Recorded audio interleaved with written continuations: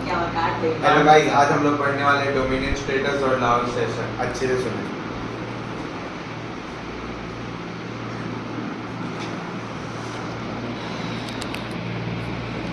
Simon commission पढ़ चुका हम लोग। साइमन कमीशन को किसने अगर सेटअप किया था, ऐसा कोई क्वेश्चन आ जाएगा किसने सेटअप किया था, तो टोरी गवर्नमेंट ने। किसने? टोरी गवर्नमेंट। अब टोरी गवर्नमेंट कहाँ का गवर्नमेंट था? इंग्लैंड का ना। तो टोरी गवर्नमेंट ने सेटअप किया था। प्राइम मिनिस्टर का नाम टोरी था, इसलिए इसको क्या बोला गया है? टोरी गवर्नमेंट। उसी ने सेटअप किया था। हम लोग पढ़ चुका कि साइमन कमीशन में क्या हुआ था, जो इंडिया आया था साइमन कमीशन। कितना मेंबर था उसमें? 7। हेड कौन था उसका? Sir John Simon. इसीलिए उसका नाम पड़ा साइमन कमीशन। वो जब फेल हो गया, वो एम्प्टी हैंडेड गया। क्यों एम्प्टी हैंडेड गया? क्योंकि इंडियन लीडर्स लोग उसको बॉयकॉट किया।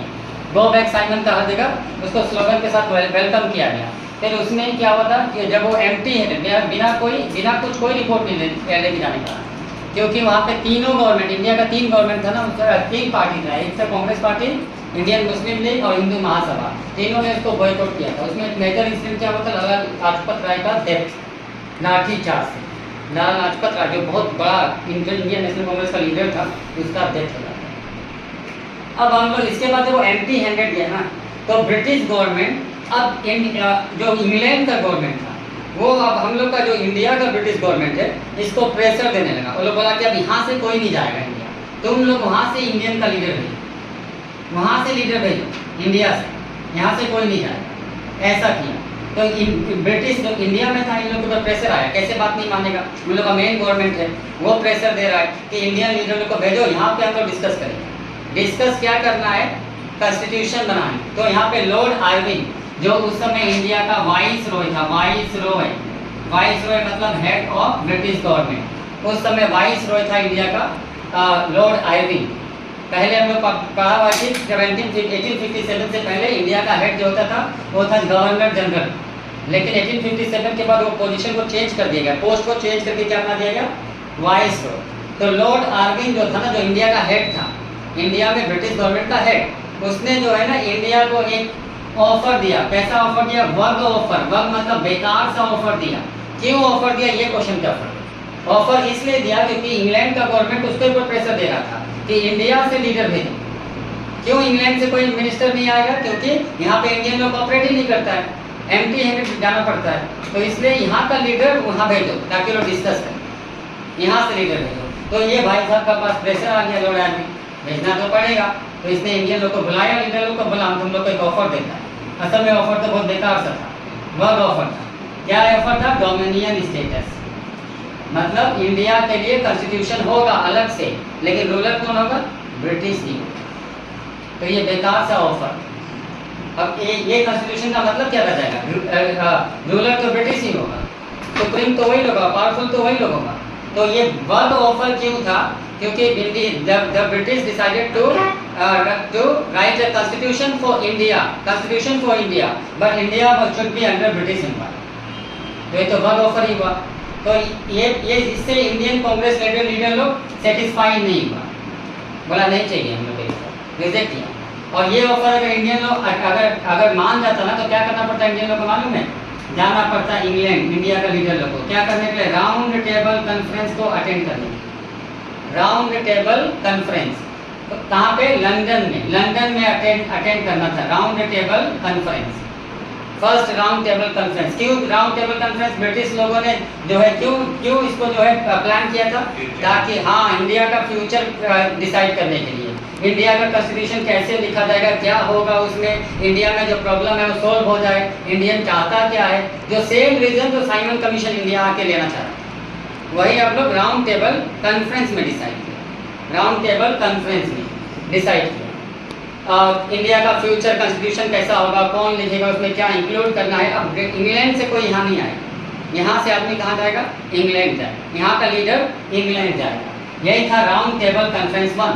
तो ये फेल हो गया, इंडिया से कोई भी नहीं, क्योंकि इंडियन लोग ये ऑफर ही जो है नहीं माना, एक्सेप्ट नहीं किया। क्यों नहीं माना? क्योंकि यहाँ पे तो ये ऑफर में ब्रिटिश लोग ही सुप्रियर था, इंडियन लोग को कोई खास बेनिफिट नहीं हो रहा था, इंडियन लोग को कोई इससे जो है कोई डेवलपमेंट का कोई प्रोग्राम पॉलिसी बन ही नहीं रहा था। इसलिए इंडियंस लोग ने क्या किया? इसको रिजेक्ट किया। इसको रिजेक्ट करने के साथ ही क्या हुआ? राउंड टेबल कॉन्फ्रेंस भी फेल। कोई गैर नहीं, लंदन में। इसके बाद क्या हुआ, ये जो ऑफर मिला था इंडियन लोग को, लॉर्ड आर्विन ने दिया था, इससे कांग्रेस पार्टी में रेडिकल्स हम लोग क्लास 9 में पढ़ चुका है, रेडिकल्स, मॉडरेट्स, हिस्ट्री में लेसन नंबर 2 में, और कंजर्वेटिव्स। तो इंडिया में रेडिकल्स लोग बहुत ज़्यादा एक्टिव हो गया। रेडिकल्स लोग कैसे एक्टिव हो गए, इन लोग का इंपॉर्टेंस ज़्यादा बढ़ गया। हर पीपल, इंडिया का पीपल लोग किसको सपोर्ट करने लगा, रेडिकल्स लोग। कांग्रेस पार्टी में भी 3 तरह का लीडर हुआ करता था, एक रेडिकल्स, एक लिबरल्स और एक मॉडरेट्स। 3 तरह का लीडर था इंडियन नेशनल कांग्रेस में। रेडिकल्स मतलब यंगर लोग, young generation of Congress party. ये लोग ओल्डर जनरेशन था, ये लोग ओल्डर जनरेशन, यंग लोग जो कि चाह था कि कंप्लीट इंडिपेंडेंस, हम लोग को इंडिपेंडेंस लेना ही चाहिए ब्रिटिश से। ये लोग था यंग लोग, जैसे जवाहरलाल नेहरू और सुभाष चंद्र बोस, इन लोग को रेडिकल्स लीडर बोला गया इंडियन नेशनल कांग्रेस का। क्यों radicals? Because they wanted to send British away from India. They did not believe the British. They did not trust British government. वो लोग सोचता ही था कि ब्रिटिश हम लोग के लिए कोई बेनिफिट नहीं करने वाला, सीधा हम लोग का सोच यही था। और वो लोग यहाँ से इंडिया से ब्रिटिश को हटाना चाह रहा था, अपना स्वराज लेके आना चाह रहा था। इन्हीं लोग को अगर फीचर पूछते, right on the features of radicals in Congress party, तो they do not trust British government. They wanted Swaraj. They believe that British should not rule India. Indians should rule themselves. और वही लिबरल्स और मॉडरेट लोग कौन था, ये लोग लिबरल्स को कुछ फ्रीडम चाहता था कि हम लोग को कुछ फ्रीडम मिल जाए, जो नहीं मिल रहा था कुछ फ्रीडम मिल जाए, कुछ फ्रीडम, जैसे जॉब्स मिलने लगी, टैक्स कम हो जाए, लेकिन ब्रिटिश रहे। मॉडरेट लोग को भी बिलीव था, ट्रस्ट था किसमें, ब्रिटिश गवर्नमेंट में, कि ब्रिटिश हम लोग के लिए अच्छा ही करेगा। इन लोग का अंदर ट्रस्ट था। ये लोग चाहता था कि रिक्वेस्ट करके हम लोग ब्रिटिश से कुछ मंगवाएं, और ये लोग चाहता था छीन लें। ये डिफरेंस था। तो जवाहरलाल नेहरू और सुभाष चंद्र बोस रेडिकल्स लीडर था, यंगर जनरेशन का था। और मॉडरेट में आ जाएगा 2 नाम, हम लोग पहले भी पढ़ चुका है, एक तो CR दास और एक क्या था, मोतीलाल नेहरू। ये लोग ओल्डर जनरेशन। तो ये लोग रिक्वेस्ट करता था ब्रिटिश को। ये लोग और डिफरेंस जानना है, ये लोग इलेक्शन में, लेजिस्लेटिव काउंसिल का इलेक्शन कंटेस्ट नहीं करना चाह रहा था। ये लोग इलेक्शन में बिलीव करते थे कि मेंबर बनो काउंसिल का और ब्रिटिश को फोर्स करो अपने लिए काम कराने। मेंबर बनो, खुद पावरफुल बनो। मेंबर बन के हम लोग जो है इशू को रेज करें वहाँ पे लेजिस्लेटिव असेंबली में, ताकि जो है बिना वायलेंस का हम लोग अपना बात मनवा सकें। ये लोग चाहते था कि नहीं, हम लोग को क्या करना है, हम लोग को रिवोल्ट करना है, हम लोग को मूवमेंट करना है बड़ा। और कैसा मूवमेंट करना है, मास मूवमेंट करना है, मास मूवमेंट, बड़ा मूवमेंट करना है, ज़्यादा से ज़्यादा एरिया में मूवमेंट को स्प्रेड करना है, ज़्यादा अलग अलग टाइप का आदमी लोग को पार्टिसिपेट करवाना है। तो ये डिफरेंसेस हो गया। लेकिन इस ऑफर के बाद, मतलब 1928 के बाद कांग्रेस पार्टी में कौन पावरफुल हो गया, रेडिकल्स लोग, यंगर लीडर लोग ज़्यादा पावरफुल हो गया। उन लोग को हर कोई सपोर्ट करने लगा, वही लोग सारा डिसीजन लेने लगा, उन्हीं लोग का बात माना जाने लगा 1928 के बाद, जब वो लोग ये ऑफर जो है ना रिजेक्ट करता। और हम लोग का इंडियंस लोग 1928 नहीं, जो मॉडरेट्स लोग था ना, रेडिकल्स लोग था, ये लोग 1928 में ना इंडिया का कॉन्स्टिट्यूशन भी लिख दिया था। इंडिया का कॉन्स्टिट्यूशन पहली बार कब लिखा गया था, 1928 में, लेकिन वो कॉन्स्टिट्यूशन अभी नहीं है। किसने लिखा था, मोतीलाल नेहरू ने लिखा था। मोतीलाल नेहरू और 8 अदर लीडर्स, तो टोटल 9 आदमी मिलकर इंडिया का कॉन्स्टिट्यूशन लिखा था। मतलब ब्रिटिश रहेगा, ब्रिटिश रूलर होगा, ऐसा लिखा था कॉन्स्टिट्यूशन।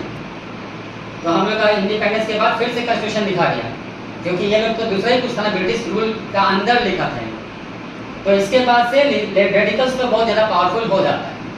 इसके बाद सबसे इम्पोर्टेंट कांग्रेस पार्टी, और ये जो मॉडरेट्स लोग था ना, ये लोग काम कर रहा था कॉन्स्टिट्यूशन लिखने के लिए, लेकिन ये लोग कैसा कॉन्स्टिट्यूशन चाहता है, इसमें ब्रिटिश का डोमिनियन हो, ब्रिटिश रूल करे, कॉन्स्टिट्यूशन हो इंडिया का लेकिन ब्रिटिश रूल करे। ऐसा कॉन्स्टिट्यूशन ये लोग लिख दिया था 1928 में ऐसा कॉन्स्टिट्यूशन लिख चुका था।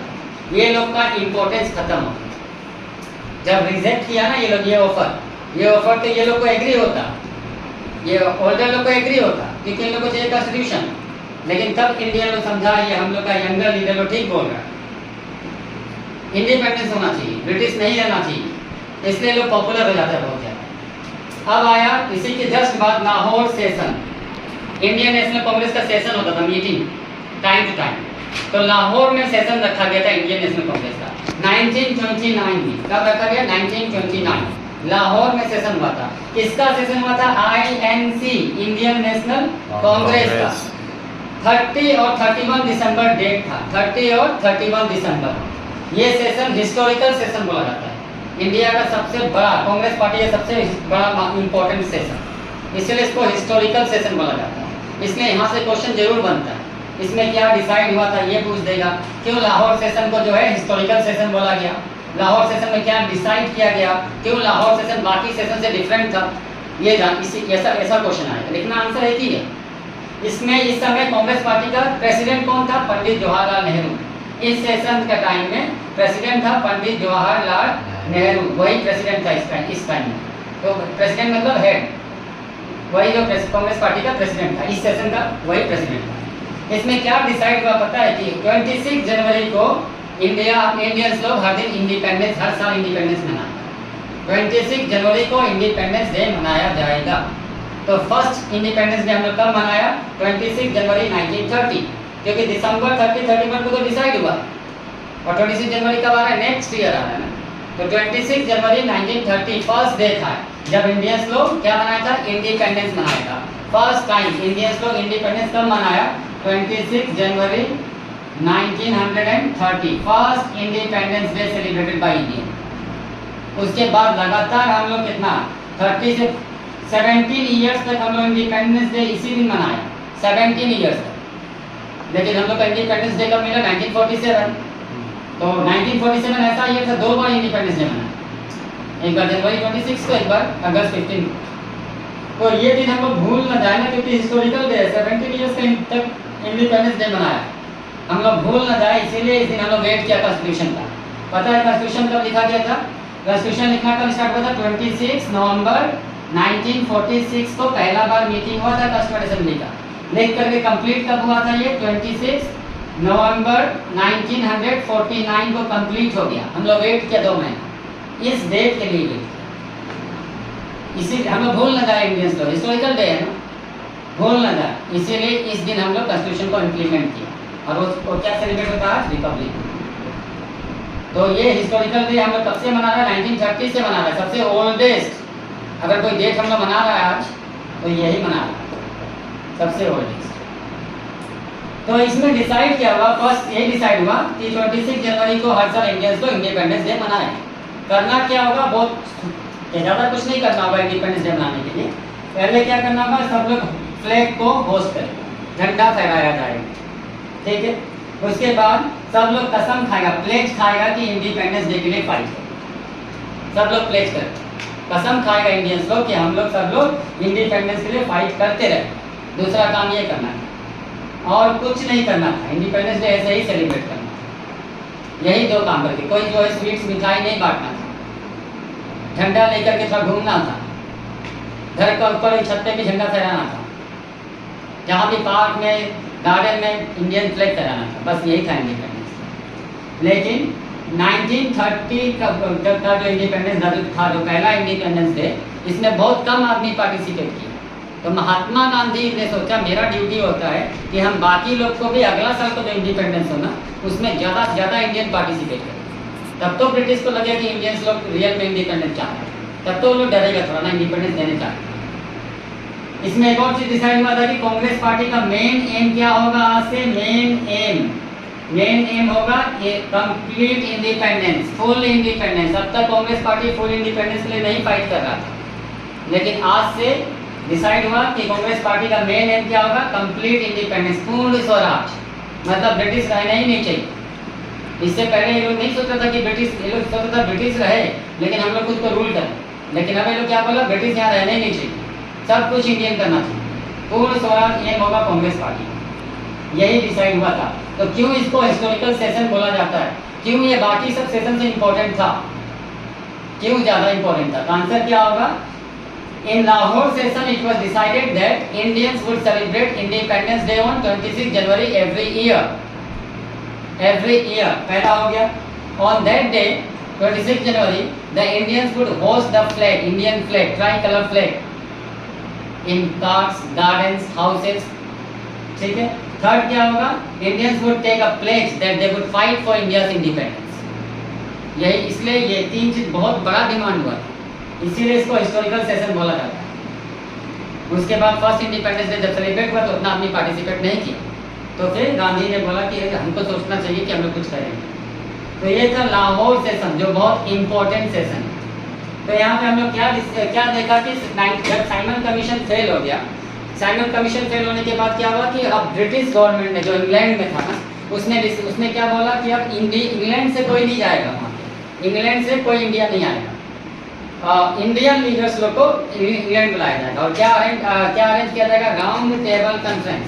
कहाँ पे? लंदन में वहीं पे डिसाइड होगा। मतलब राउंड टेबल कॉन्फ्रेंस में डिसाइड क्या करना है कि इंडिया का कॉन्स्टिट्यूशन कैसा होगा, कौन लिखेगा, उसमें क्या रूल्स एंड रेगुलेशन होगा। उसके बाद इंडिया में जो प्रॉब्लम क्यों हो रहा है, इंडियन लोग का मेन मोटो क्या है, मेन डिमांड क्या है, ये सब के लिए ही राउंड टेबल कॉन्फ्रेंस को बुलाया गया। लेकिन जब अब लॉर्ड आर्विन ने इंडियन लोग को ऑफर क्यों दिया 1928 में? क्योंकि ब्रिटिश गवर्नमेंट वहाँ से फोर्स कर रहा था इसको, इंडियन ब्रिटिश लोग को कि यहाँ से लीडर भेजो। इसलिए इसने सोचा ऑफर दे देता है, ये लोग खुद सोचा कि लोग वहाँ चला जाएगा, अटेंड कर लो, बस हो गया कुछ। लेकिन इंडियन लीडर्स लोग रिजेक्ट कर देते हैं इस ऑफर को। अब इसके बाद से कांग्रेस पार्टी में रेडिकल्स लोग का पावर ज़्यादा ही बढ़ा। रेडिकल्स लोग वो लोग कुछ ज़्यादा ही अब एक्टिव हो गया, वो लोग ज़्यादा पॉपुलर होने लगे। और ये मॉडरेट्स और लिबरल्स, जो लोग कॉन्स्टिट्यूशन लिख रहा था 1928 में, कॉन्स्टिट्यूशन लिखा था Motilal Nehru and 8 other leaders, Congress leader, कोई फायदा नहीं हुआ। फिर उसके बाद लाहौर सेशन आया। लाहौर सेशन बहुत इंपॉर्टेंट है हिस्टोरिकली, तो ये सब चीज़ लाहौर सेशन में हुआ था। 1928 बहुत इंपॉर्टेंट ईयर हो गया अभी तो, अब तो बहुत कुछ सीख गया 1928 के बारे में। क्या किया हुआ, जब रिवाइज कर लेते हैं 1928 में। 1928 में क्या हुआ? साइमन कमीशन इंडिया आया, पहला चीज साइमन कमीशन। दूसरा बारडोली सत्याग्रह, बारडोली सत्याग्रह स्टार्ट हुआ था। सत्याग्रह ये कौन के जमाने में? वल्लभ भाई पटेल, महात्मा गांधी ने नहीं किया था बारडोली सत्याग्रह। तीसरा 1928 में ये ऑफर किया, कौन? वाइस रॉय ऑफर दिया इंडियंस को। 1928 में लाला लाजपत राय का डेथ हो जाता है, लाला लाजपत राय। तो 1928 तो बहुत ही इंपॉर्टेंट। 1928 से क्या हुआ? कांग्रेस पार्टी में कौन ज़्यादा पावरफुल हो गया? रेडिकल्स। इससे पहले मॉडरेट्स और लिबरल्स लोग ज़्यादा पावरफुल हुआ था, वो लोग ज़्यादा डिसीजन लेता था, वो लोग का ही इन्फ्लुएंस कांग्रेस पार्टी में कुछ ज़्यादा।